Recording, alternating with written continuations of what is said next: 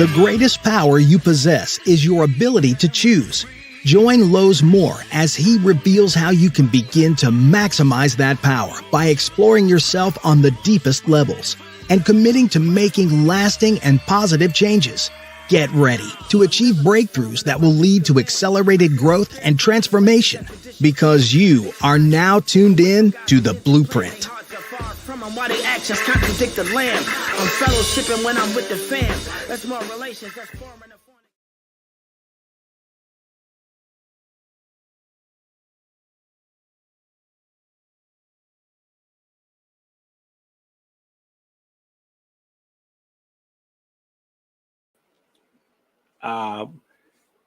Again, welcome to The Blueprint. I'm excited to be back, as I am each and every week.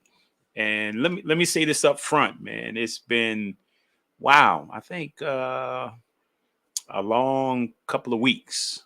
Not this past weekend, well, yesterday, but last Saturday, I went out to what is that, New Haven, to see a basketball game. My daughter coaches at Stony Brook in Long Island, but there was a game in New Haven, and she drove up to the game after a recruiting trip, and I got on a train and took a train to New Haven and watched the game, and we got back in the car and we drove home. And a few weeks ago, the coach that recruited me at West Virginia University had passed away. I talked to him a couple of days before he passed, and man, I actually love this guy, man. He was just an awesome human being, and man, he had 5 sons, and they called me when he was in the hospital, and I had the opportunity to speak with them. And man, he got so excited, man, to hear my voice, and I got excited just to hear his voice. And we had a great conversation, and of course, he talked about old times, and he's still at heart. He was still coaching at heart. He was the athlete. He was the coach at West Virginia University when I was there and recruited me. And he had been back for a second time at Arizona Western University, or Arizona Western Community College in Yuma, Arizona.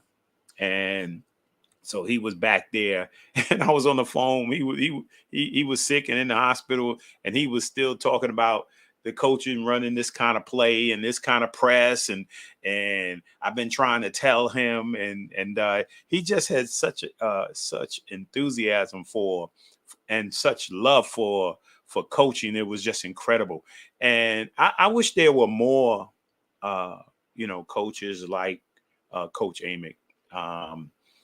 He was a we always talk about players coaches. He was a players coach, and that players coach does not mean that you get to do what you want to do. That's not what it means. But no, that's not what it means. But it means that there's a relationship. The coach thinks more about you than he thinks about winning. And that's what Coach Amick was all about, right? He was all about his players. I mean, even now, after every game that they have, even though he retired, he would invite the whole team after every game to come over to his house to have his crazy chili, which I would never eat, right? He had one time to feed me a taco, and I couldn't eat for like a day or so. And then the next time he had us over the house, I said, look, anybody can fix my plate, but Coach Amick cannot fix my plate because he does not know how to put the sauce on lightly, So, but I'm going to miss him. He's on my shirt, in honor of him today. That's my former coach. He was amazing family. And they had me officiate the service. I mean, it was incredible. Until one of his other players showed up, I was the only African American in the funeral. I mean, you know, it's just like when Coach Amy used to come to the boys club in New York. He was the only white guy in the club. You know, everywhere he went to follow me to play, it wasn't a whole lot of white guys there, but he was there, right? And he I don't know that uh that Coach Amick, I don't think there was anybody he couldn't befriend. He could befriend anybody. I don't care what your color, your race, I don't care what it was. Hey, if he walked into a room with you, man, you were his best friend on the way out. You know, so we're gonna miss you, Coach. You know, God bless you.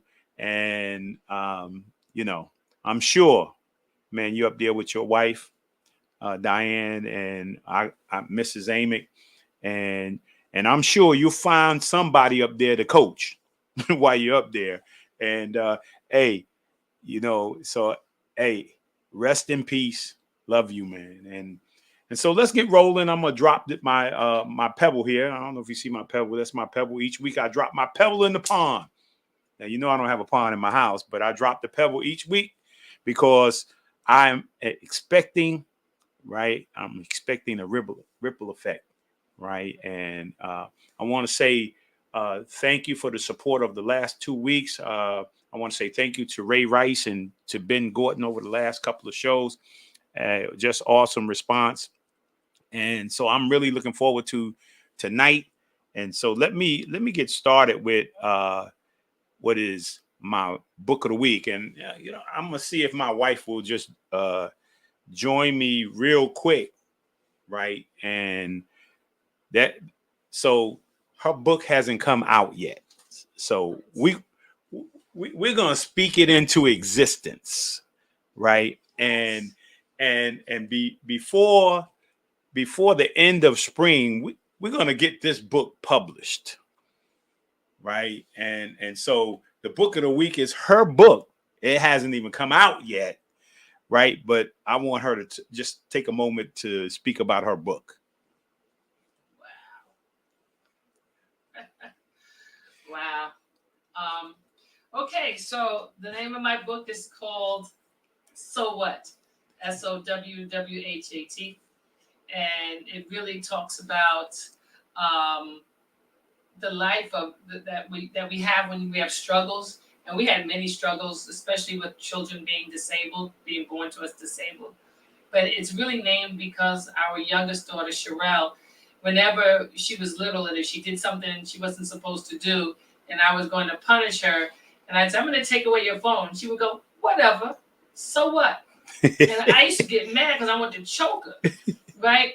And I realized later on, I said, what happens if when the devil tries to come after us and tries to take something from us, and we looked at the devil and said, whatever, so what? And, you know, because the devil is going to try us. So I wrote a book about it, but instead of it being SOWHAT, it's SOWWHAT. Because you can't say so what unless you SOW some things in your life, sow the word of God into your life. So the book is called So What? And it's I started writing it probably around 2008. And every year I've added something to it, but I have not published it because I have not found somebody that I could get to publish it. So once I do, I have the cover done, it's been edited, and I'm ready for it. So hopefully one of these days, somebody will say, hey, what can I do to help you to get that book published? And then you guys can enjoy So What? Thank you. Awesome.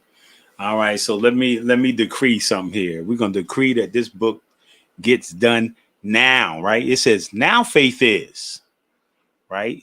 So we're going to say right now we're going to get it done, right? No more procrastination, no more thinking about it. It's going to get done, right? And it's going to be fast. So, all right, that's the book of the week. So what?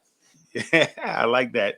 And so my word of the week is survivor, right? And, you know, I think it down there, man, it says remaining alive, right?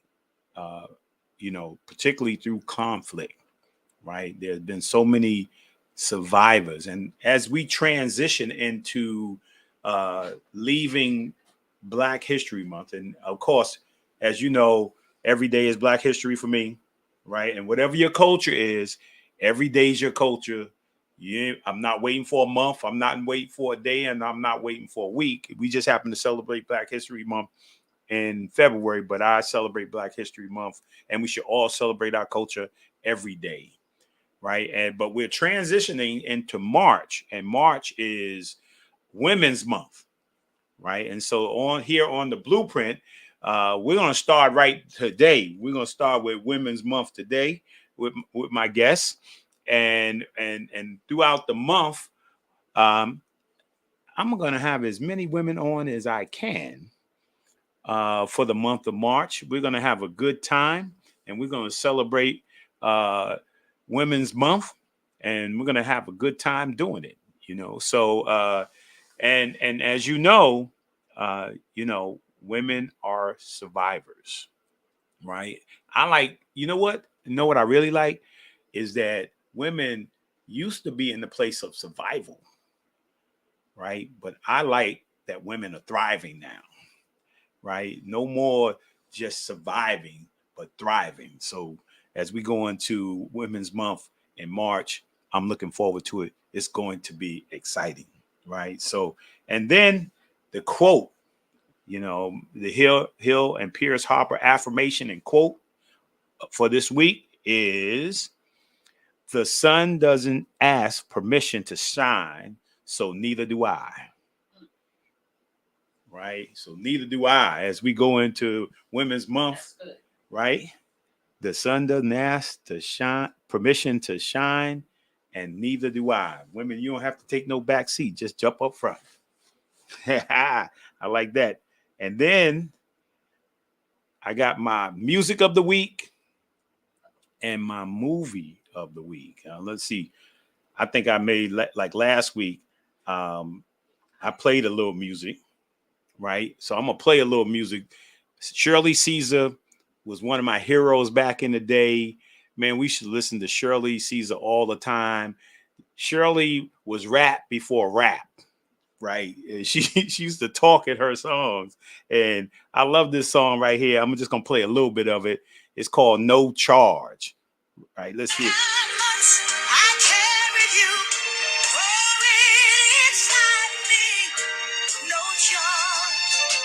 Yeah.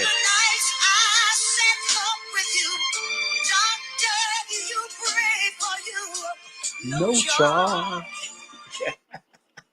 You got to get that one right. I mean, that thing humbled me when I heard Shirley Caesar do "No Charge." It humbled me because I used to look at my mom and think about the 3 jobs, the 4 kids. I mean, taking care of us, never going hungry, never without clothes, never without heat, never without a place to stay, right?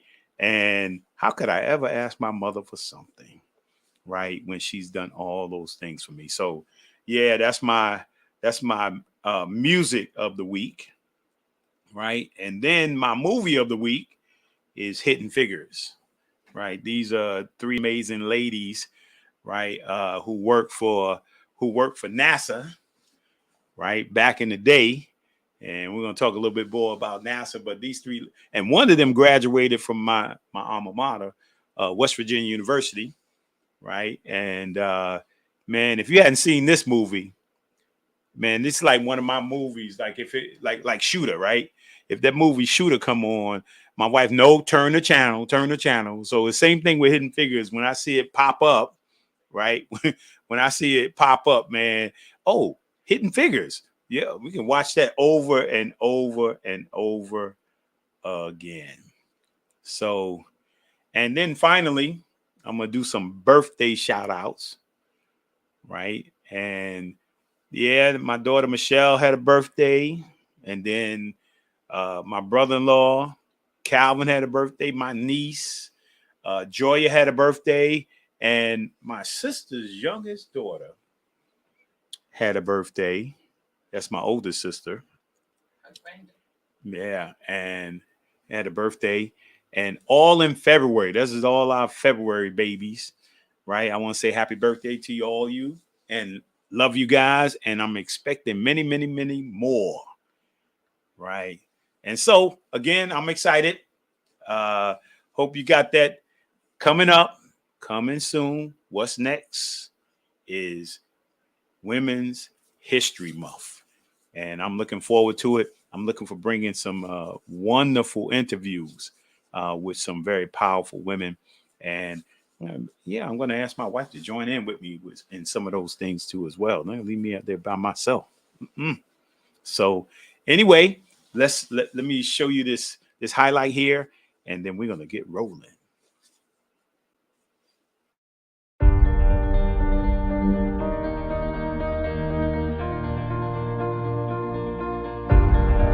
Love and the miraculous, they work together. They work in tangent. You can't have the miraculous without love. And that's why wherever Jesus went, and he had compassion, in which compassion flows out of love, what happened? The miracles broke out. That's right. The signs, the wonders. So love and the miraculous, they actually work together. In Galatians 5:6, it says that faith worketh by love. So if you're going to activate faith, if you're going to see miracles break out, it starts with love. And love, as you know, it's not just an emotion, and it's a purpose. It's action. It's something that you do, and when you do it, it stirs other things up inside of you. James 2:17 says, faith without works is dead. That's right. So wherever Jesus went, and he was moved by compassion, then what happened? He fulfilled every need in that area. That's right. So you can't have one without the other.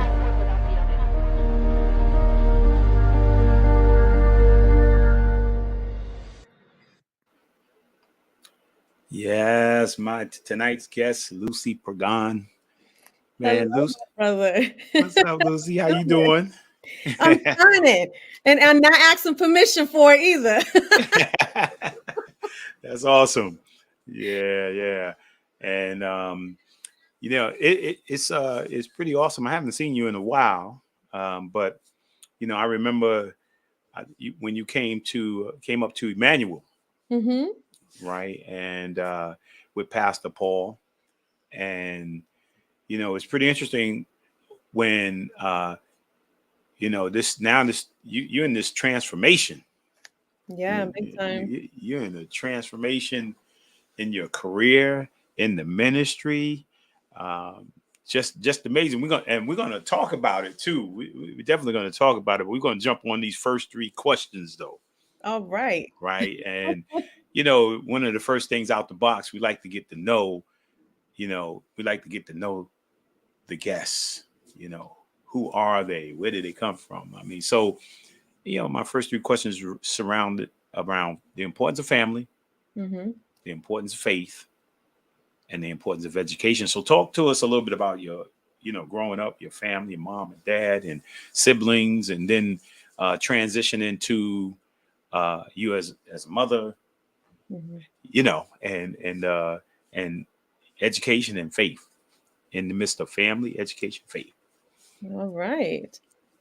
So I'm an island girl from Puerto Rico. Okay. So I was born in Puerto Rico and born to pastors. My father was already a minister before I was born. And the way that he met my mother was my grandfather, who was also a pastor. So I come from a long line of ministers and pastors and singers and musicians. But my grandfather had fallen ill, and he called the seminary in Puerto Rico and said, hey, do you have a rising student or someone that's about to graduate that you would recommend to come and, help me until I recuperate? And they sent my father to an island off of Puerto Rico called Culebra. That's where my grandfather was pastoring. And not only did he go help my grandfather, but he also married and stole his daughter. So that's nice. Yeah. So a couple years later, here I am. So, ministry it's always been a part of my life. It's also in my bloodline. So, growing up, I grew up always, alongside my parents in ministry. But the time came when I became a teenager. That my father spoke to me and said, even though this is all you've ever known, you have to make now the decision on whether you want to follow Christ, and if this is something that you also want to do, or follow in your life. And I made that decision. There they are. Oh.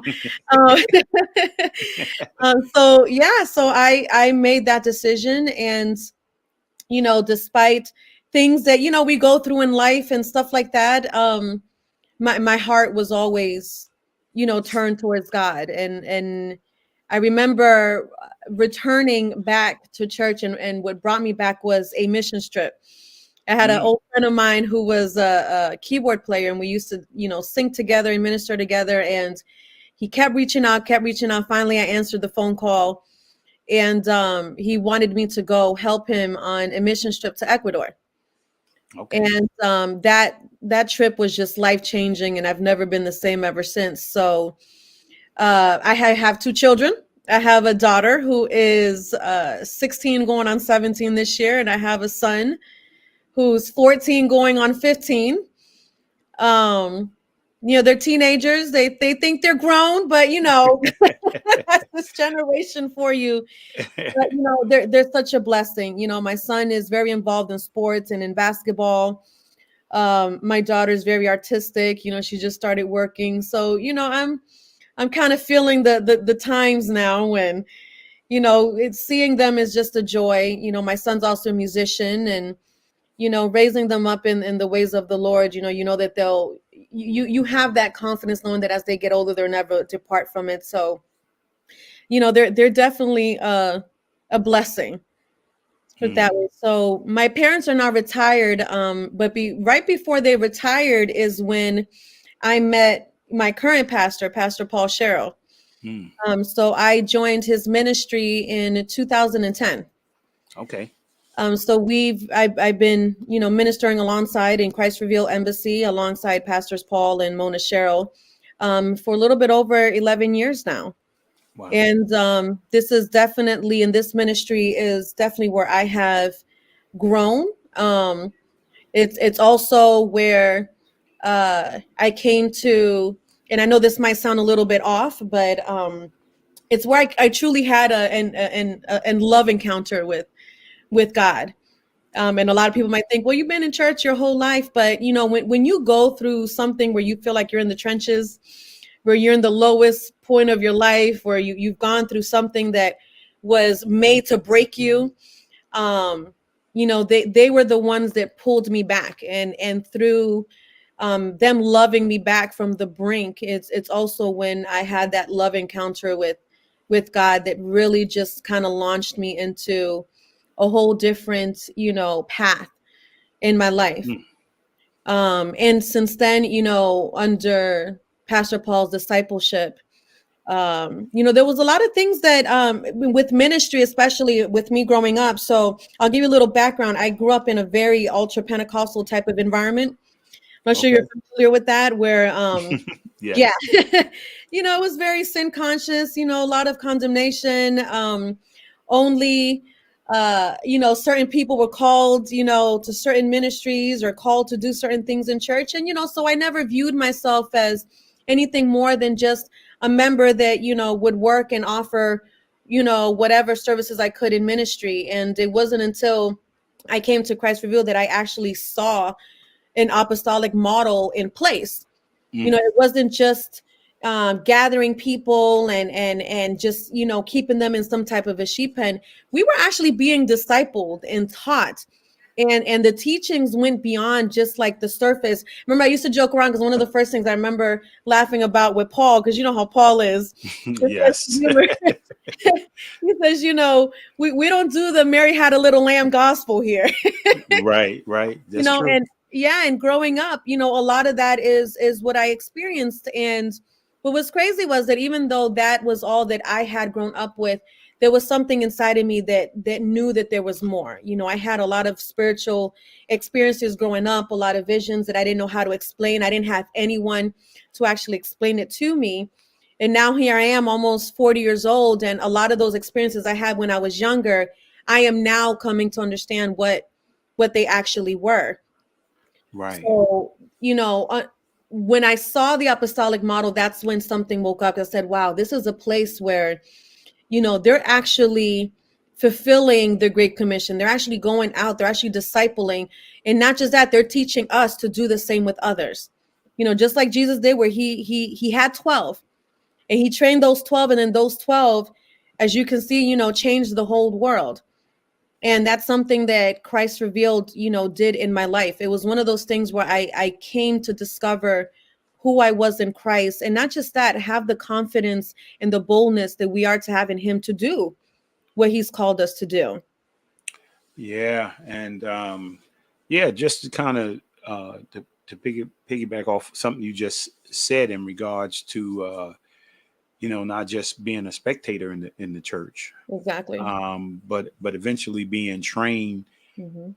and equipped to be able to minister. Because when my wife and I, when we met Lucy, you were doing you was assisting the church Mm-hmm. with some administrative skills, marketing, wherever you find your hands to do. Web design. Yeah. And then you up front just doing praise and worship. Mm-hmm. Right. And sometimes when we see a person there, we just see, oh, that person's a praise and worshiper. Mm-hmm. Right. And that's it. So that's very powerful in regards to I'm gonna change for a minute and then let you go back and talk about education. But I want to change for a quick minute, stay within the faith and talk about now transitioning from, did you ever think transitioning from, doing some administrative stuff and helping out the church, using your gifts and just doing praise and worship? Did you think like you're about to go, you're the lead person?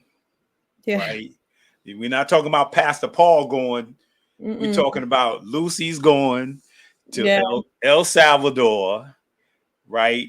To evangelize. And she's the lead person there to share for about a week. So you're talking about somebody that, helping out with some administrative stuff, praise and worship, and now leading an evangelist, I call tour, to El Salvador. What did you think? What's your thoughts?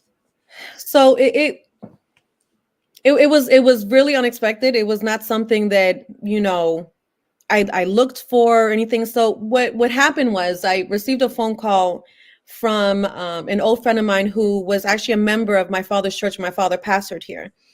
He was one of the musicians. So we all grew up together because we moved here from Boston because we went from Puerto Rico to New York, lived in New York for a while, and then moved from Boston to Boston, and from Boston to Maryland.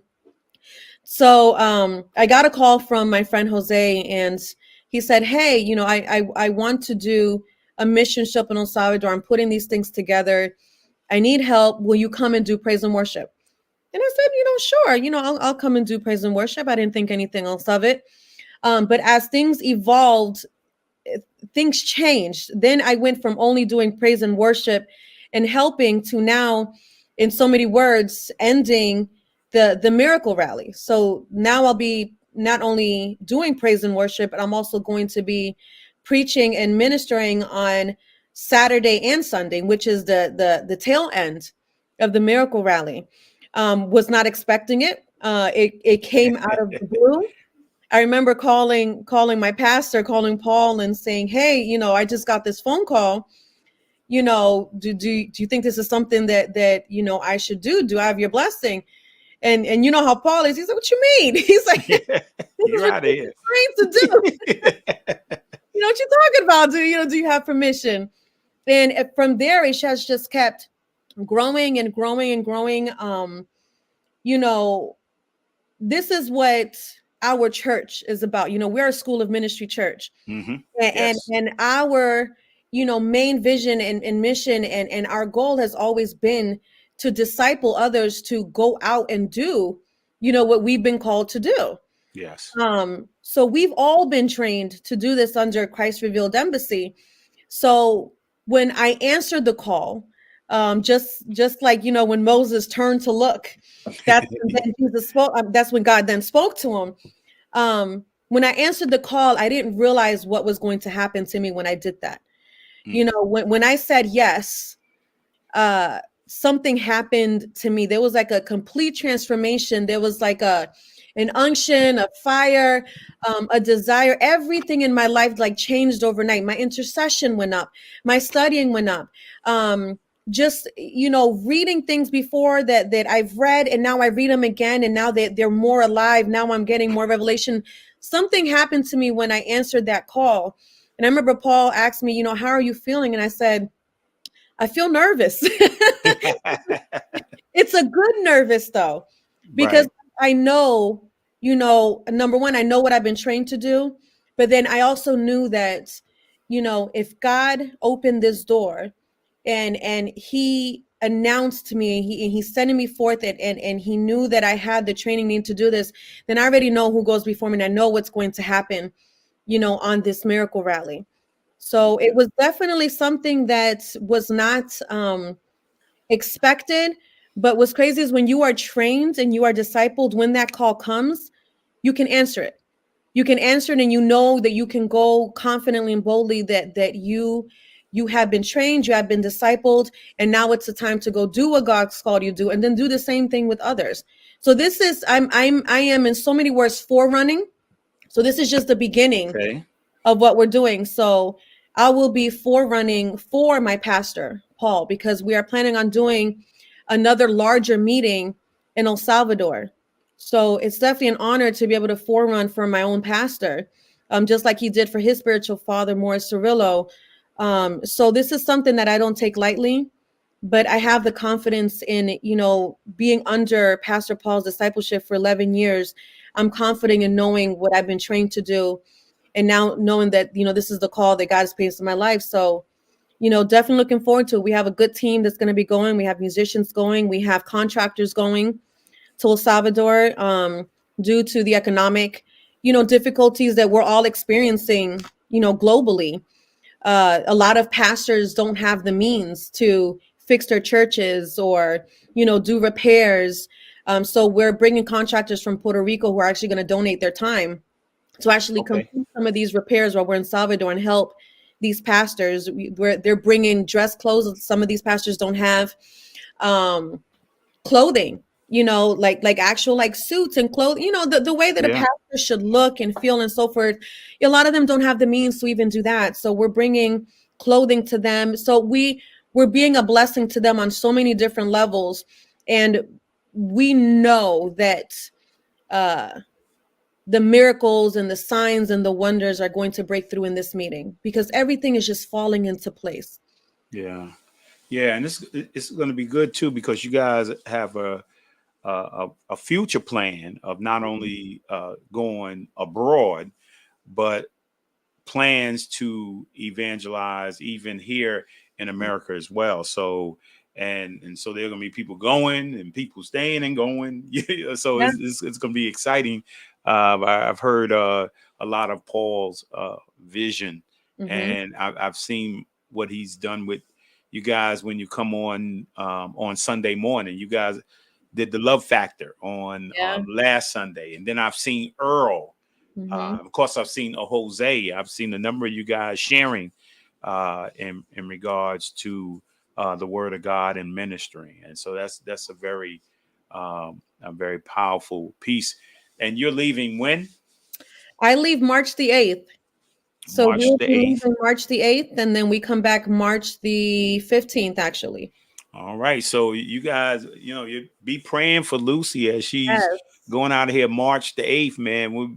We'll intercede and we'll pray, and that, they will experience God at another level, Amen. and that everything that God wants to happen, it happens, and that we know Lucy's going to fulfill her assignment, and everybody else will too. Amen. So it's already done. So we will be praying for you, definitely, without a Amen. doubt. So Thank you. let's go back a little bit and Okay. let's talk about education.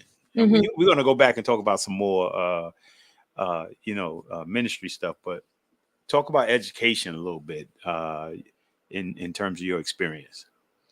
So, I have an associate's degree in interactive media and web design, and then I went back for a bachelor's in web design and multimedia. So, considering this is Women's Month, um, I was raised, really old school, traditional, so forth. But my grandfather made it a point to educate all his granddaughters and his daughters, and he used to always tell us, and this is not a feminist comment or anything like that, but he always said, I want to make sure that you guys can always stand on your own 2 feet, that you never have to depend on anyone or anyone else for financial means, or he says, I want my granddaughters and my daughters to always be educated and prepared and have their careers. And sure enough, that's exactly, because he's instilled that in us, that's exactly what happened. Each and every female and woman in my family, on my mother's side, we all have our degrees, we all have careers, we have our families, we're all successful. So that is something that, you can't put a price on. Same thing Right. with my children. I push them to also seek out, the tools and the education that they need to fulfill what they want in the future. I always tell my kids, hey, if you decide to go the trade route, that's great. But I want you to make sure that you take that trade and you own a business with it. That's good. I don't want you to just work for somebody else. If you want to work for somebody else to get that mentorship, to get that training, that's great. But I want your goal to always be for you to take that trade and turn it into, a business that you can then pass on, so forth. So, I actually, with NASA, I was hired with NASA when I was 17 years old. Wow. So there was an internship program that they had back in the day, and this was around 98, that was called the Cooperative Office Experience Program. And they would go to high schools and they would hire high school students to come in, and they would start in the administrative field. Um, and then from there, upon 1 year, you had what we call conversion rights. You would be converted to a civil servant. But one of the benefits also was that if you decided to go to college, they would assist you with a lot of your college expenses. So I did. I started college first as seeking out a software engineering degree. Okay. Um, but I work with engineers. I always say there's a thin line between genius and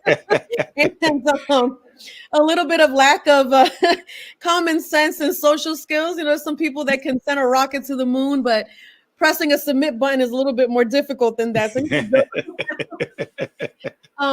So even though I did great in engineering, I hated it. I didn't like it. And my professor was like, why don't you want to continue this path? Like, you're so good at it. And I was like, I can't see myself being 30, 40 years behind a desk, ones and zeros, coding, back end. So we had one class where they came and they did an introduction where it was with web design. So I've always been into art. I've always been artistic. So it was like the perfect blend between art and technology, which were the two things that I loved the most. So that's when I decided to pursue, the web design and multimedia field and interactive field. So I've been doing that a lot more on freelance, because my career actually at NASA's, I've been there. It's going to be, wow, those 23 years. I already gave my age away, so that's fine. But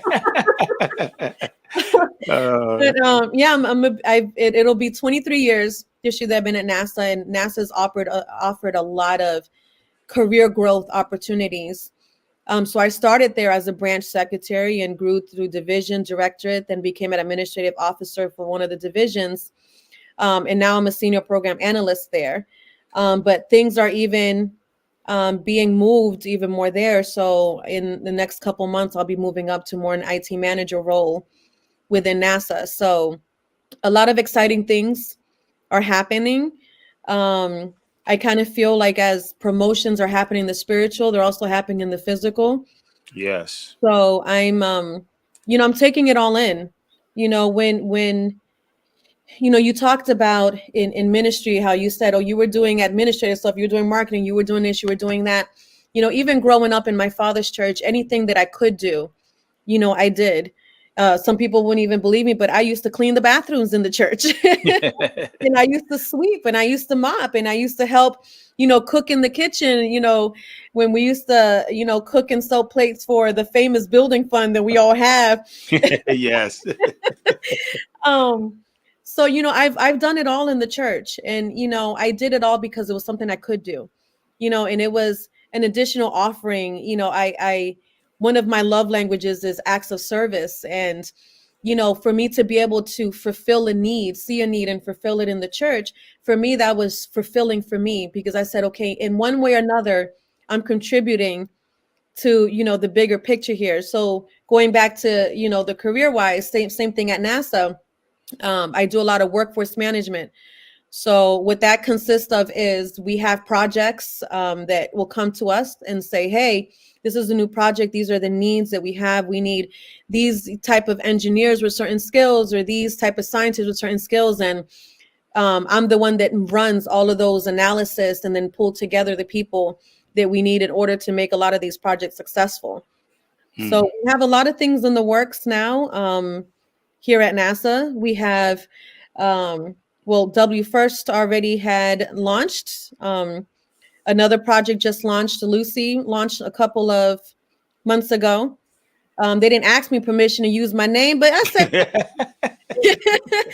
all right, and it's already causing trouble up in space, but we work on it. Right, that's true. Yeah, I think we got a picture of Lucy. Do we have a picture of Lucy? Where'd you find that at? Oh man, we do our research. Did your research. So what you're seeing there is they featured right there. That's W First, and it's in all its glory. So where I'm located at Goddard Space Flight Center here in Greenbelt, Maryland, if you go to our center, it's beautiful. So W First, actually, it's kind of like a replacement for Hubble. So it has, I forgot how many, but it's over 10,000 times the magnification that Hubble had. So in their words, and I'm not an engineer or scientist, but they can actually see now planets being formed. So they can go and actually see deeper than what Hubble ever did. So for me, it just blows my mind that, you have the capability, us as humans have the capability to be able to create these things. And we kind of know where that came from. There's nothing new under the sun. So we know that a lot of that knowledge is being deposited in us from the creator. Right. But it's, working at NASA, it's been a really fulfilling career. I don't think I would ever leave NASA. Knowing that I contribute in some way, fashion to a lot of these projects, knowing that, people depend on a lot of the work that we do so that they can do their work. So that's kind of been the story of my life. I've always contributed to the greater mission, the greater call in any way that I could, so that the others that were going before me, would have the ability to focus on what they needed to focus on. And now it's just a little bit funny that the tables have turned. Right. And that's the Hubble telescope, right? Yeah. The one you see there, that's W First. That's W First, but the one you I'm were sorry, speaking that's about. I'm sorry, that's JWST. I was confused with another project. That's actually James Webb Space Telescope. Yes. So Okay. that one opened up. That one is those are all of the mirrors and so forth. You see a lot of the panels opened up there. Mm-hmm. So it was a couple $2 billion worth of a project. Yeah. So at Goddard Space Flight Center, that's where they built most of it. So when you go to our center, there's this huge building that almost looks like a mini kind of skyscraper, and actually it's completely hollow inside. So that's where they build a lot of our satellites if we're doing the entire piece. So then the entire backside of the building opens up so that they can actually remove the satellite and ship it. Or if we're just working on certain pieces of a satellite with other centers, then that's where it gets built there as well. So they did develop an observation room where we can go in and actually see all of our engineers in their bunny suits working on all of these satellites. But it's incredible. It's incredible. Well, yeah. I mean, it's interesting. I think I want to play a video for you because I even got excited about it. Not that I'm looking to do any science or any of those things, but what I got excited about was something that Paul and I were sharing up in earlier in the year in January. We were talking about stretching in 2022. Mm-hmm. We're talking about quantum entanglement and quantum physics, and we were talking about quantum faith. We were talking about all those things and stretching ourselves. And as I was thinking about this interview and thinking about NASA, right, and then even going back to the movie Hidden Figures, yes, right, where those women needed to do the math. It was the math, and they needed projections, and then this was the first time that they had started with the computer. Remember, nobody knew how to run the computer. So NASA has always been, and my wife shared with me yesterday, now I think is a part of the military as well, I think. And so you, instead of going to military service with Army, Navy, Marines, maybe you go to NASA, So, but what I like about it, and looking at the movie and all the things that you said was really that we live within our, and this is where the stretch comes, is how do we transition from living from our five senses, living from our intellect and our humanity, being our guide, being the leader of us, and transitioning into the spirit, a spiritual mindset or kingdom mindset or sonship mindset, where God uses our humanity and our five senses and our intellect to expose us to so many unlimited things. Correct. Which when I thought about NASA, man, thinking about like when President John Kennedy said, we're going to the moon. Like, okay, how are we going to do that? Right. And so when I think about God having no limits, and you just talk about the JWST, right, and looking out on other planets. Yeah. Right. So, you guys are not thinking about being limited. Yeah. Right. And so I want to play this, and we'll talk a little bit more about, I want to play this little, because I got excited about it. I play this little clip here. Okay. And then we'll talk a little further about this here and spiritualize it too. Make me, All right. Yeah.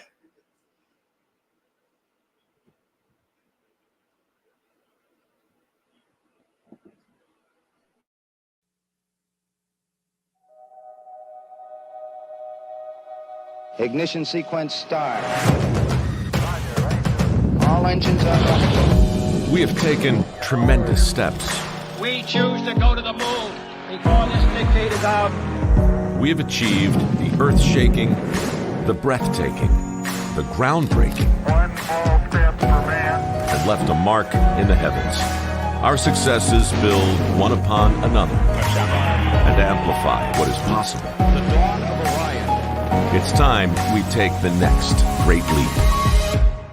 We're building the next chapter of American exploration, returning to the moon to stay, so we can go beyond to Mars, to expand what's possible and further our understanding. The architecture for these missions is already taking shape. We will go with new systems, bold designs, and a sustainable mission. You can hear it, taste it, touch it. We are going.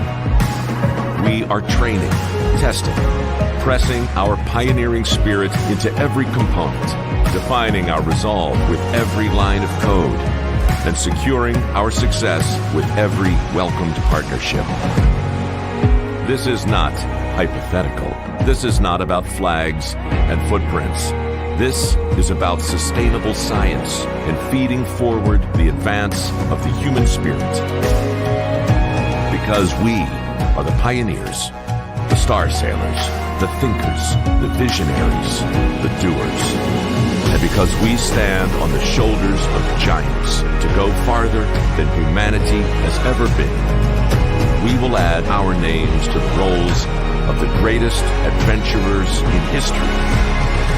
Every day, every mission, we advance this call. We are NASA. And after 60 years, we're just getting started.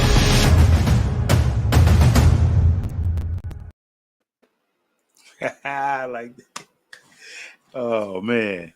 You can't help but get excited. You know when you see that, because they're thinking outside. They're outside the box, Mm-hmm. the reality of it is that that's what God requires of us That's right. as well, is that we think outside that box because He is outside the box. That's right. So, and you're in NASA, so and in a situation where you see these things materialize, you see all these in scientist situations, and inventors, technology. Yep. So yeah. So talk a little bit more about that and how you see it. Do you see some comparison between what is spiritual and what and the science part of it? So yeah, the more scientists discover more things in space and so forth, the more they come to realize that there is a God that exists. There's been so many discoveries, even, we read in the Bible how we were made from, the dust of the earth, and scientists have now proven that they have found stardust in our, structure and in our anatomy. Mm-hmm. There was, and I can't remember his name right now, but there was an astronaut that they were fixing something on the space station. There was an issue that was going on, and he couldn't figure out what was actually happening. And he came back and he talked about how he heard God's voice telling him what to fix. And what's crazy that when you're out there, everything's quiet. Yeah, no kidding.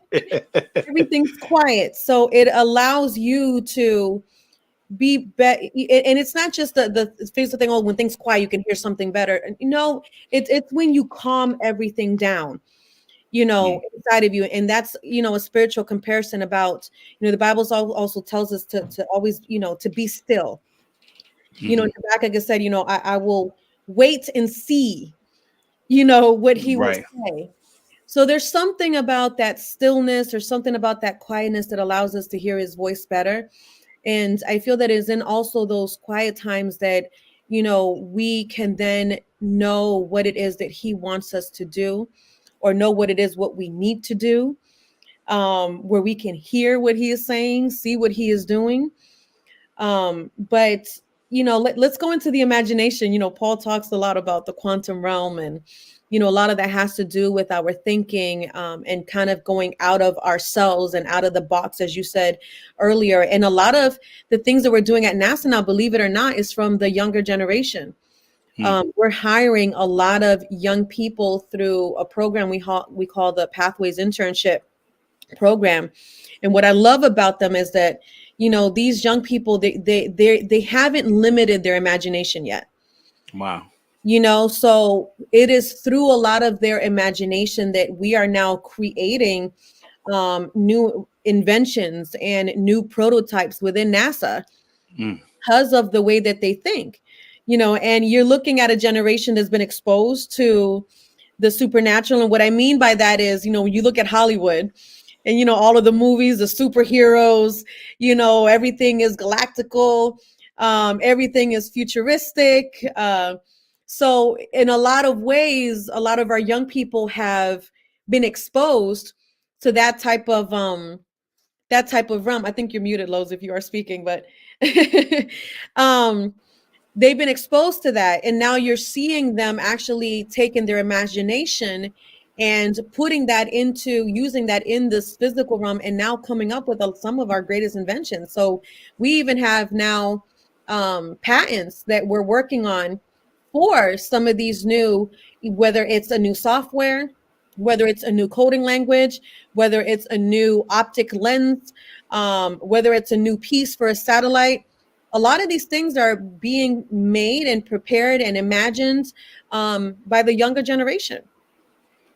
Well, yeah, I think that's important too, and I'm very much aware of how, when you're young, right, you have a tendency to dream and be creative. That's why you see so much of why, like you said, the animation, all the movies that are coming out. When you see young people come out with movies, or you're watching YouTube or TikTok, or you see it's people's imagination just going wild. And the question is whether or not we can make them constructive so that it can actually be a benefit. But I remember a long time ago when I first started playing video games, right?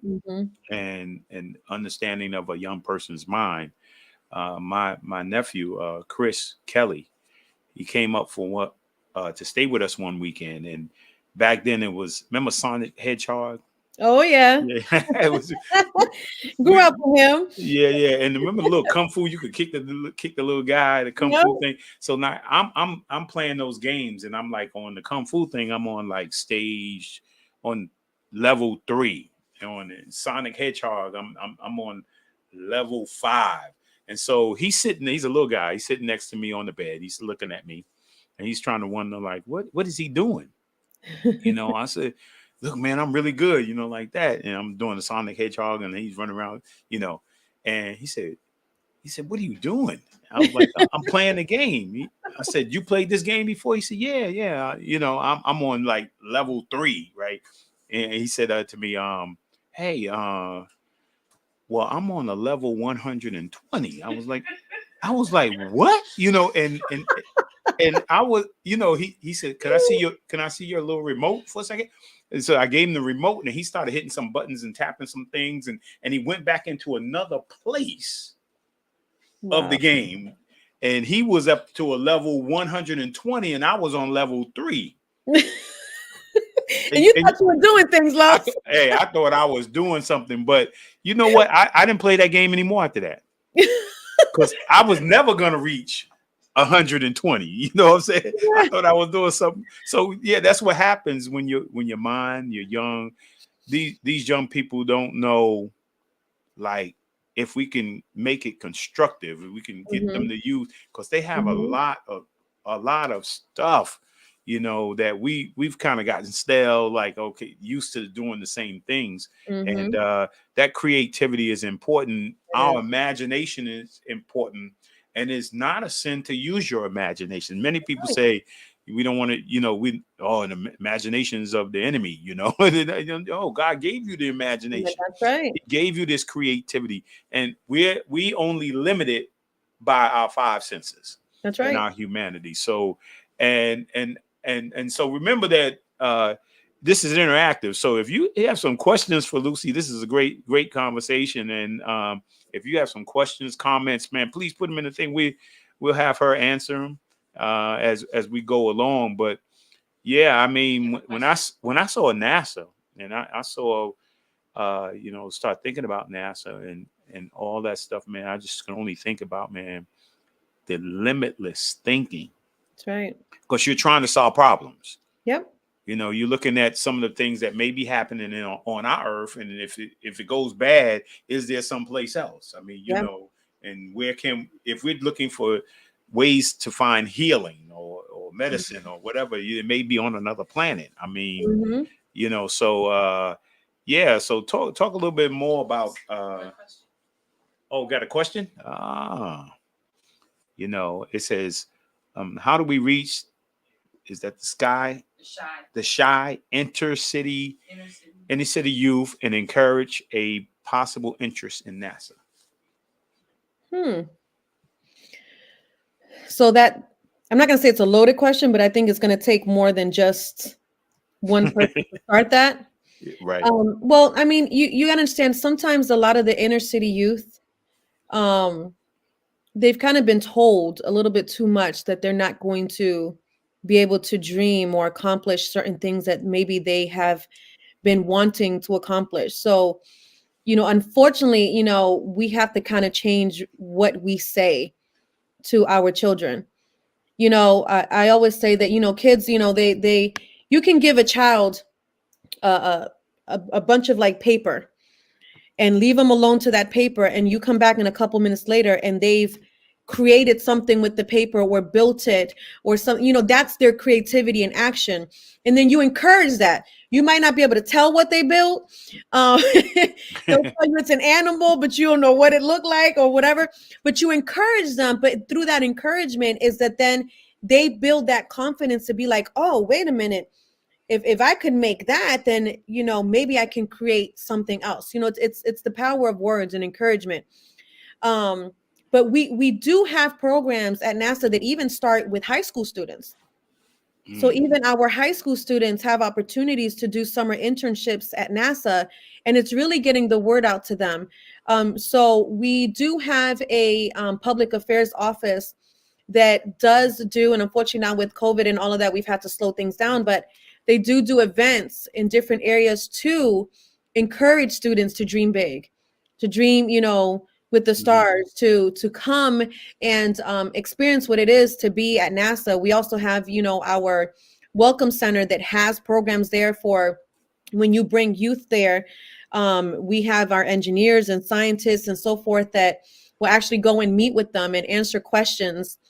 So I see another question of where is NASA actually located? So we have a couple centers across the nation. I work at Goddard Space Flight Center, in which is here in Greenbelt. We do a lot of our satellite building there and a lot of our ground control here at Goddard. But we have centers in Virginia. We have centers in California. We have them in Texas. We have a center in Alabama, Florida. And then our headquarters is in DC. But going back to that other question, I feel like we all need to do a better job at hearing our kids out and hearing what their dreams actually are. And sometimes us as adults, because now our minds have been already formed in a certain way, we might say things that will then kind of put a stop to the imagination or that passion that's activated in a child. And then all of a sudden we dampen it. It's almost like we put out the flame. Right. So I think it starts with a lot of us, when we have encounters with youth, changing, the fact of, oh, well, you live in Baltimore. So, we already know what youth in Baltimore do or this and that. I'm like, for me, there's nothing that we can't do. You know what I mean? When it comes to our imagination, when it comes to opening up that realm for possibility, it all starts with our thoughts. It all starts with imagination and then actually putting that into action. So that is something that, and now listening to that question, that I can go to my public affairs, contacts and ask them, what other programs do we have to be able to ignite some of these, young people in the inner city and so forth, and actually take NASA to them and show them the opportunities that they have. Give them a little nugget for them to reignite those dreams and passions that they have inside of them. A lot of teens, they think like they have to conform to, where they live at or the cards that life has dealt them. And that's not the case. But It really starts with what we speak into them. And Lowe's, you used to, work with at the Boys and Girls Club, and you know what I'm talking about, how words alone can launch, them into their destinies and have them dream enough where they can see themselves doing the thing that they've always imagining seeing themselves doing and then actually doing it. Right. Yeah, because I think one of the things at the Boys and Girls Club we try to do is just introduce and help young people become aware of what may be out there. I mean, through Verizon at one time, we had a robotics program, and kids were learning to build robots and stuff like that, and then we had like 10 robots donated, and then it goes into a competition, right? So it's opportunities like that through Verizon robots. You start thinking out, because right now we're limited. Like you go to school, and I'm guilty.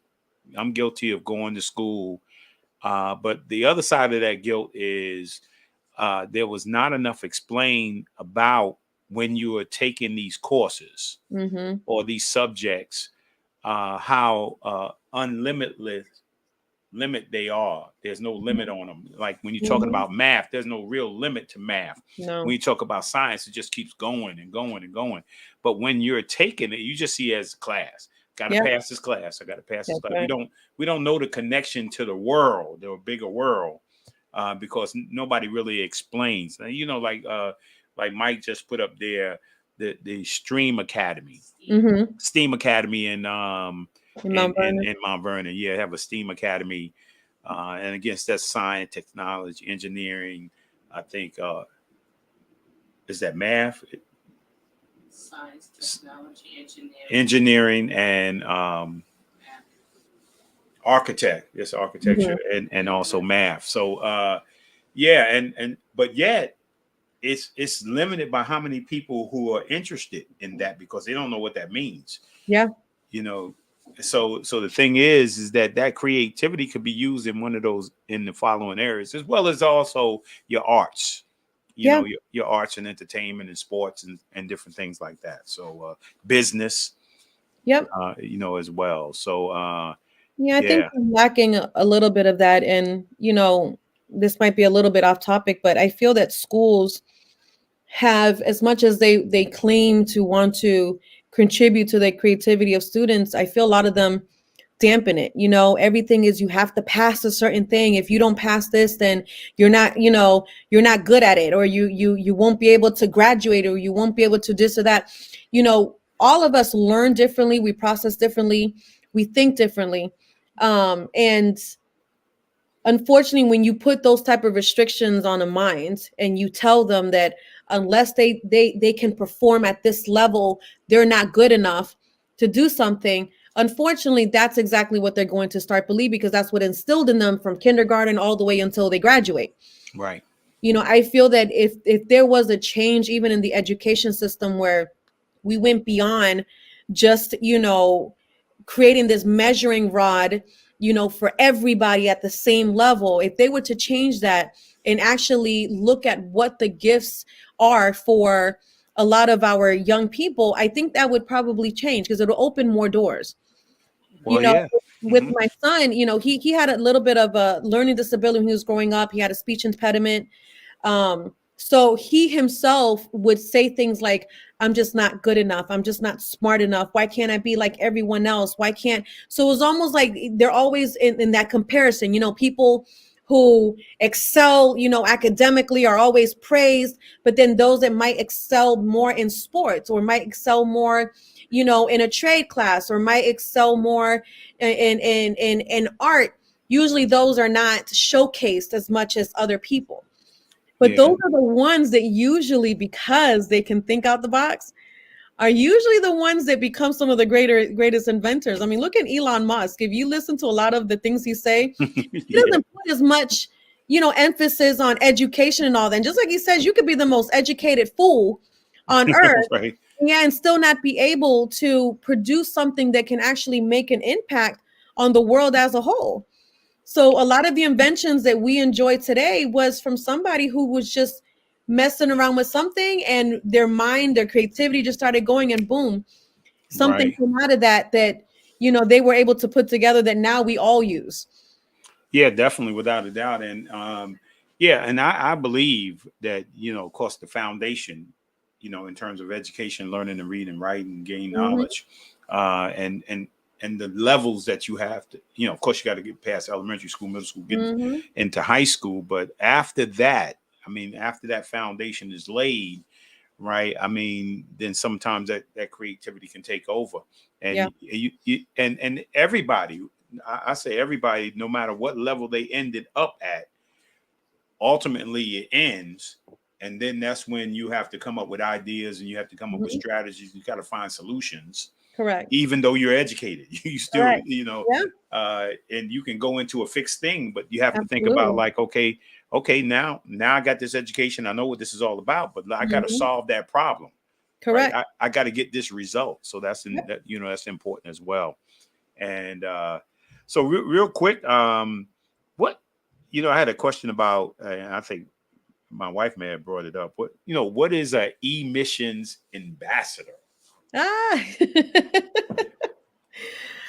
Well, so emissions global network, it's something that it is a vision that God gave to our pastor Paul Sherrill. Mm-hmm. And the mission behind the emissions global network is to build mission teams and activate them and release them to become, we call a missions movement. So the purpose is for these mission teams is, to become what we call a hands-on workforce, and this creates opportunities for what I mentioned earlier, a missions movement, and so that we can really begin operating in what the Great Commission actually is. Right. So what we're establishing here is an emissions apostolic power base. What me and Paul like to call, the base. And Paul has always been very, very adamant about that. When you're looking at the apostolic model, it's never about one person.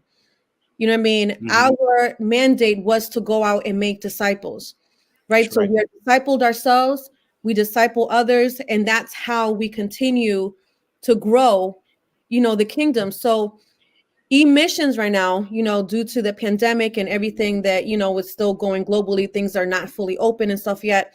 We're starting now what I call digitally.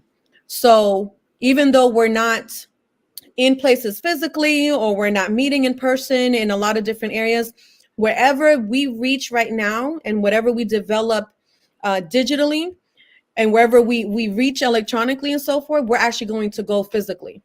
So right now we're in the starting stages of it.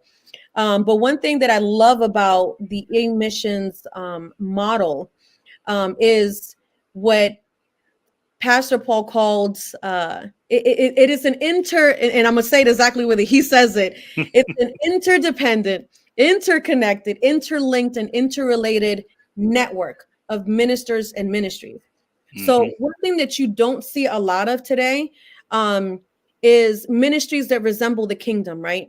You see a lot of, as they say, the church is one of the most segregated organizations, in the world. Everybody kind of sticks to themselves, but the kingdom doesn't look like that. You know what I mean? We have all been called as one body, to fulfill the Great Commission. So emissions is casting a larger net globally. So we're going to be having ministries and ministers from all around the world working with emissions. Now our power base will be here, but we're going to be sending out from our power base. So Right. we're going to train, disciple, we send out, and then once we're done doing what we've been, sent to do, we come back and report to the base. But then the biggest thing that we focus on is discipleship, making sure that those who we are training, those that we're discipling, that we're able to equip them to do what God's called them to do and fulfilling, what we're trying to do here with emissions, in which is create a missions movement. Yeah, and I've been fortunate to be a part of That's right. a number of meetings. I think we got a meeting coming up. Yeah. Yeah, real soon. And yeah, I'm excited about it. And I think we let's see what I think we may have another question here. Okay. What challenges, if any, did you face as a woman and woman of color, and how did you handle these challenges?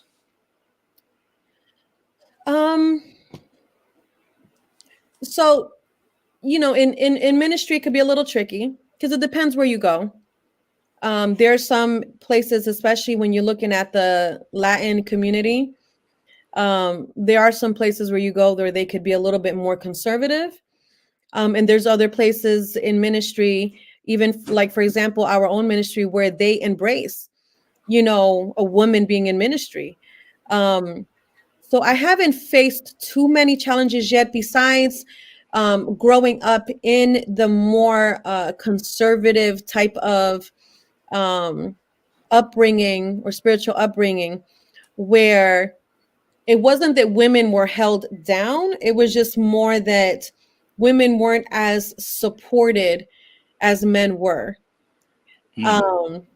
But one thing I can say, and I can only speak for myself, is, I'm Puerto Rican. I'm a little bit of a firecracker. So when I set my mind, when I set my mind to something, usually when I go off to do it, my mind is pretty set. I'm going to reach that goal. I'm going to do what I've been called to do. Being in ministry, especially being a pastor's kid, you kind of see the good, the bad, the ugly about ministry. And that can do one or two things. It can either hinder you where you don't want to do any ministry, or it equips you to actually do ministry in the Right. future. And for me, as much as I didn't like it growing up, because my father, when we were in church, he was my pastor in church. But at home, he was my dad. So it was kind of hard to see what pastors go through in ministry and so forth. But I feel that now that I'm doing ministry myself, it's equipped me. It's made me stronger. It's taught me how to depend on God. It's taught me how to be confident in myself. So I think Patrice said something about the question was more about NASA. Well, I think it's both, because It's both, yeah. there are challenges in ministry for women, Yeah. and Just as much also as there are there are work. challenges in your career. Yeah, so at work has been a little bit interesting. So now one thing I have to give NASA credit for is that they're very big on diversity, not just race, but also gender. So in the last couple years, I personally have seen at NASA a rise in a lot of our women leaders, especially women of color, Hispanic and African American. But one thing I've noticed is that a lot of the women you're seeing come into these roles, especially these leadership roles, they're very confident in knowing the skills that they bring and knowing the type of leadership that they bring. These are women, and I can speak for myself, where I've invested in a lot of leadership training to help sharpen, areas in my life, in the leadership area, in the administrative area, that I wanted to fine tune, especially with the goals that I have, with furthering my career. But one of the greatest things I have to say is that a lot of those skills that I've acquired at NASA, I've been able to use all of them for the kingdom. I was talking to Paul the other day, and I said, Paul, the other day I was sitting down and I was thinking about how every skill that I've acquired, every gift that I've acquired, I was like, I've used each and every one of them for the kingdom, for ministry, whether it's my education with graphic design and web design. I've been able to do all of that for my church and other ministries. My skills in workforce management administration, I've been able to use that now in ministry, especially now in the beginning stages of emissions, with us putting, a lot of our roster together, a lot of, our blueprint together, as we prepare to launch emissions. And, I have to be thankful. And I think a lot of us need to remember that don't over spiritualize everything. A lot of the things and skills and talents that we've actually learned and been able to apply in life, whether it's at work or education, we should also look at ways to take those same skills that we're so good at, in our careers, and see how we can help in our churches or in our ministries. Our churches, they're an organization just like any other organization. Right. So if you have administrative skills that you have successfully been able to grow in your career, why not fulfill that need in your ministry? And I think a lot of people spiritualize that. Well, also you have to have, the church has to be open to the opportunity that you have those skills and that they can be used in ministry. That's right. Sometimes what happens in church is that because we see people that work in spheres of influence, right, that are not in this sphere of religion or spiritual part or the church. And so they see that as, out of the box of things that you could use inside to benefit ministry. Correct. And so they have to be willing and open to say, hey, well, you have these skills in developing strategic plans, or you have these There skills you in go. developing marketing Yep. and leadership skills, and those and be open to let you come in and either share or help that ministry develop. Absolutely. Because, like you said before, you know, when I was doing non-for-profit, Boys and Girls Club is non-for-profit, Mm-hmm. right? And so people look at the Boys and Girls Club as non-for-profit, Mm-hmm. right? Not as business. Mm-hmm. But there's no difference. I Correct. mean, the non-for-profit side of it, Mm-hmm. but then the administrative side of it is all business. How you handle your money, the transparency, all that stuff is human resources. All those things are the same, right? And so I say, what if you're working in a sphere, or God has given you a gift, outside, and using it outside of the church, the same skills can be used inside of the church as well. That's So right. yeah, I do agree with you on that. Absolutely.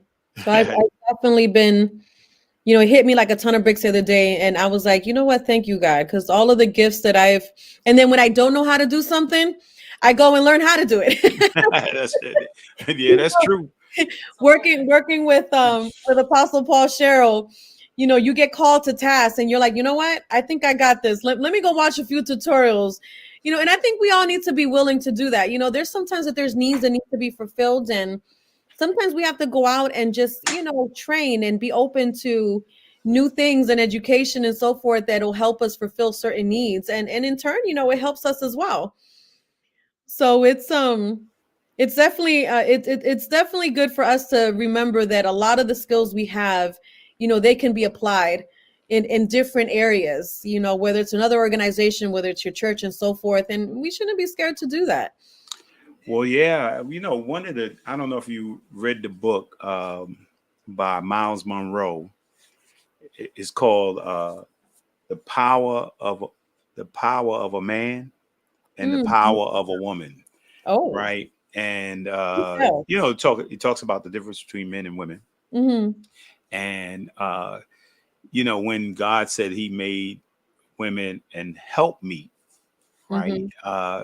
Meaning, you're in partnership, right? And so he was saying that if a man does not have a vision, right, that a woman has nothing to work with. And when a man does not possess a vision or have a vision, right, then a woman is left up to her own, and she will do exactly that. She will go on her own and start her stuff, So, so if and you're there, and you guys will do exactly that in regards to, hey, my wife always talks about, you give a man a fish, he eat for a day. Right. That's a man, women have been taught to fish, right? So they're gonna eat for a lifetime. So you give a woman a man to give you a sentence, a woman to give you a whole book. Well, we're creative creatures. We're those that like you said, we were creatures created to be able to birth life. You give us a plan and you give us something, we know exactly what to do with it. We're multitaskers. Our brains are going a million miles per minute. But I think that's a good thing for, for a woman, and like you said, we were created to be, helpmeet for our partners. But women are very powerful, and Phil's online. You see Phil, yeah. Good word. They have mastered fishing. That's right. Oh yeah. We know how to do this thing. Look, I knew when I did the podcast, right? I know I was thinking in a single dimension, right? And when my wife got involved, I knew it was going to be multi-dimensional. We're layered creatures, right? I'm thinking about that one thing, and she's talking about, what about over here? What about over there? What about this? What about that? I'm like, oh man, I'm trying to catch up. Well, you guys are more kind of zero focused in on that one thing you have to do. But us women, we have to look at the full big picture. So, when we wake up in the morning, we don't just, okay, I got to get dressed up and go to work. No, I got to get dressed. I got to go to work. I got to get the kids ready. I got to remember their lunches. They got to get to school. Did I sign this form? Did I do this? Did I do that? So we have to look at and then we have to make it work. Well, that's the difference between men and women. You guys are, focused on one thing, and we have to focus on many things and then make it work. So, hey, I'm not mad at you. I mean, it works for me. One less thing for you to worry about. Yeah. Oh no, less 20 things I need to worry about. When I see my wife, I'm thinking like, "What are you doing? What? Huh? When? Huh? How much?" I'm gonna have to reel her in. Oh, yeah, my father always jokes around with my mom, or my mom will joke around with him, and he wears his clothes and he eats and all of that. And my mom was like, he doesn't even think about where the food came from, where that new shirt came from, where the pants. He just knows it's there, and she's taking care of everything else. So women are definitely we're powerful creatures, definitely powerful creatures, and we're created to nourish, to breathe life into things, to make things grow, to make a home, to create, to manage. So women are powerful, and I feel like women don't give themselves enough credit, based on what the world wants to say to them. But that's changing. You're seeing a lot of women rise up in government, in politics, and in social media, in ministry. So there's a change coming. There's definitely a change coming, and women are starting to see themselves for who they truly are. So it's well, I must say this: the change hasn't come. The change is not coming. It's here. The change has come. That's right. It is here. And we better get on our P's and Q's. That's what my mother used to say. Yeah. We better get rolling. Yeah, my wife was reminding me, I've been better, more multitasking in retirement. Although I didn't have a choice, at the Boys and Girls Club, than to be multitasking and multidimensional. Right. So I had to learn how to balance all the things that an executive director would need to balance. Correct. And so, yeah, I got better at those things. Do I like doing them? No. But, I did get better. I got a couple of final questions for you. Who is the person that impacted you the most outside of a family member?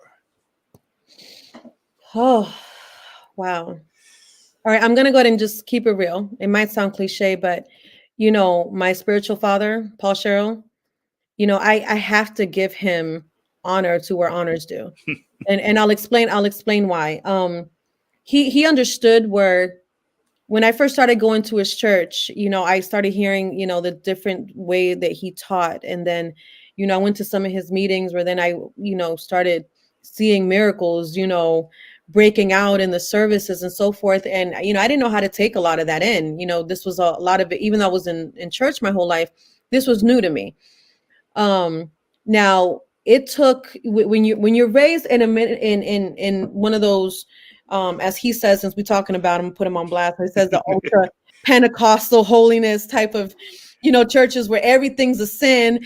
I couldn't wear pants, couldn't do makeup, you couldn't cut your hair, you couldn't have a beard, everything was taken out of context. So, you served God out of fear, because you thought he was some type of dictator, waiting to just, light you on fire forever.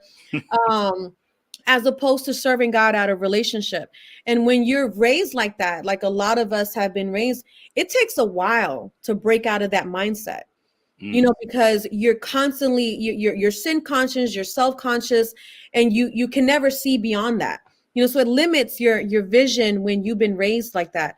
So it took a couple years for him to break me out of that, out of that old way of, it took a while, a father that wants to see their child grow and excel, they invest in their children.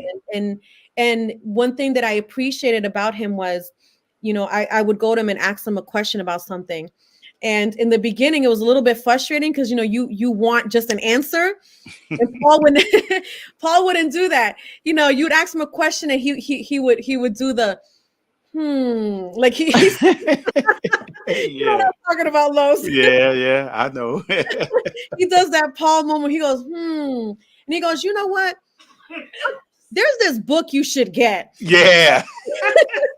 I'm gonna send you this article. That's it. So what he was doing, and I didn't realize he was doing that back then, but he wanted to see, did I really want an answer to that question?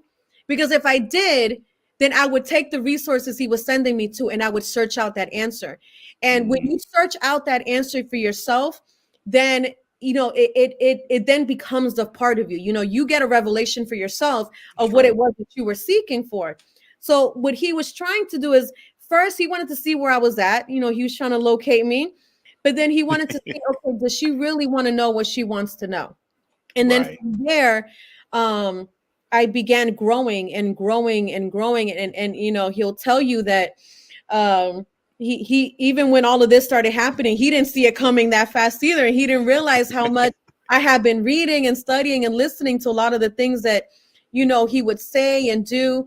And just like he talks about how when he started a ministry, he would mimic his spiritual father, Morris Cerullo, and and he would mimic him until he developed his own style. He didn't realize I was watching his every move and mimicking him until I developed my own style. Right. But, him and his wife has just been with me every step of the way. And now I've come to appreciate why he was pushing me the way that he was, because he wanted me to grow. He was teaching me how to fish. That's right. That I could for the rest of, my life. And breaking me out of that old mindset is what allowed me to come into, for the first time in my life, a true relationship with God, where I then ended up having my own revelation of who the Father was to me. And as I received that revelation, then that's when I discovered who Lucy really was. So it was almost like for so many years, because in ministry, especially how I was raised, and then you add the PK factor, you always have to wear a mask.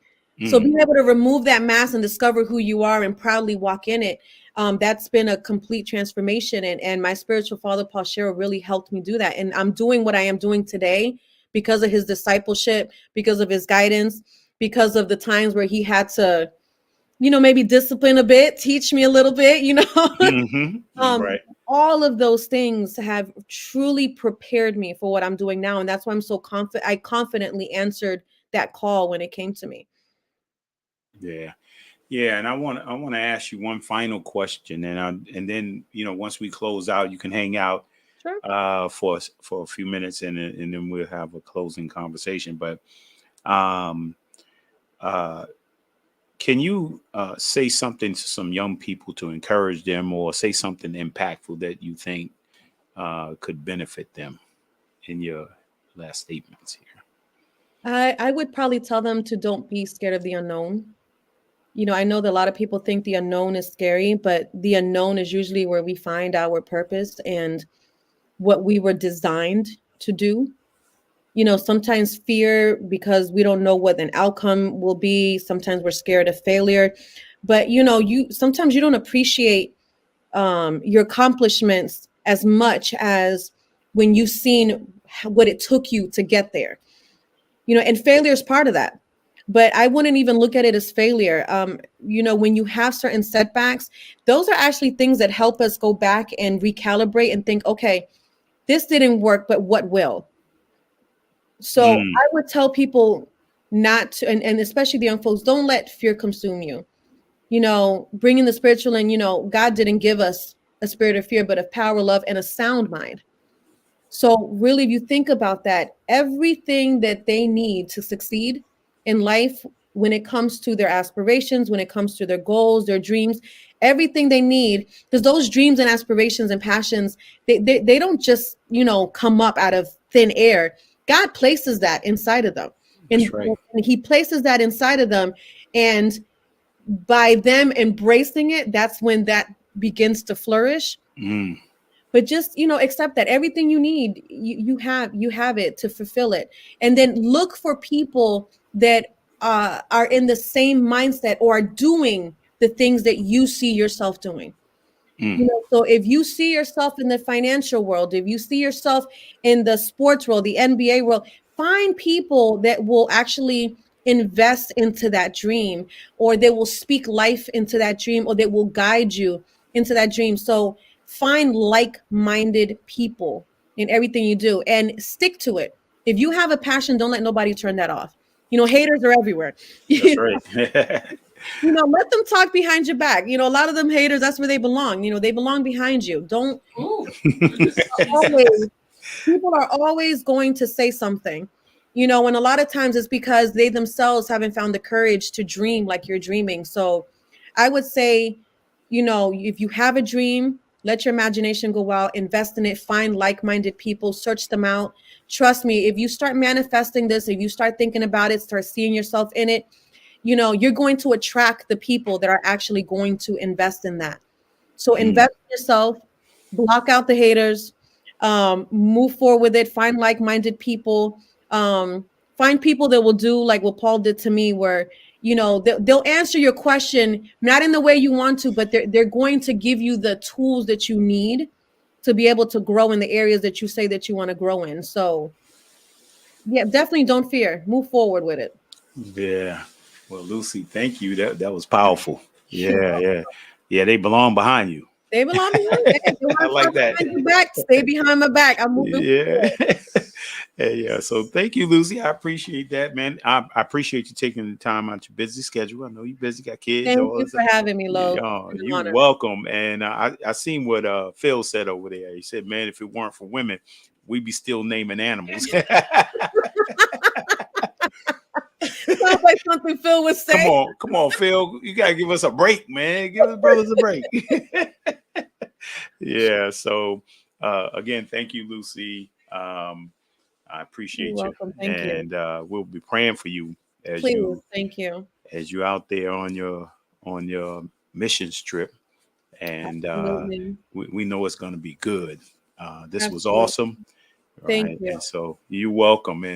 And to all those who support each and every week, man, I want to say thank you. And I appreciate you guys. Appreciate you taking the time out your busy schedule. And even for those that don't get on right away, these are on the Blueprint page, and you get on and you keep looking. And so I do truly appreciate that. And I want to say I love you guys. God bless you. And I'm looking forward to next March, Women's Month. I'm excited about that, and we're gonna have a great time. And Lucy, you dropped the mic. Boom. Hey. So God bless you, and good night.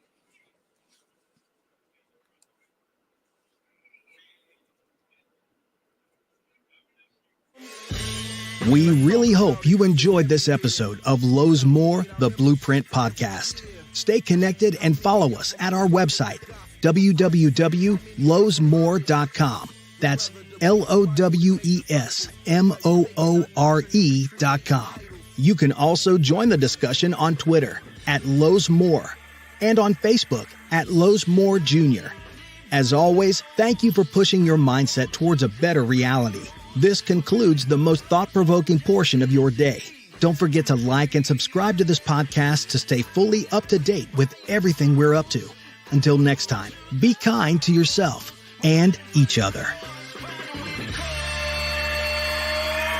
What they teaching is a joke. I ain't buying it like I'm broke. Insufficient funds for insignificant.